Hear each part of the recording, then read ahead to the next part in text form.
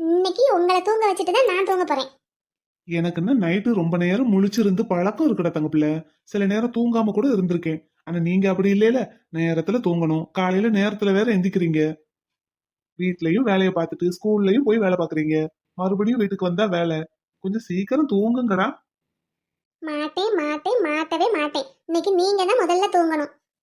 உங்களை இன்னைக்கு தூங்க வச்சுட்டு தான் நான் தூங்குவேன். சரி, அவ்வளவுதானே, தூங்க வைங்க. ம், தூங்குங்க. தூங்குங்கன்னா எப்படி தூக்கம் வரும்? அப்புறம் என்ன செய்யணும்? தாலாட்டு பாடணுமா? ஆமா, பாடணும்ல. நீங்க பண்ற சேட்டைக்கு உங்களுக்கு பொருத்தமா என்ன பாட்டு பாடலாம்? ஆ, பின்னலிட்ட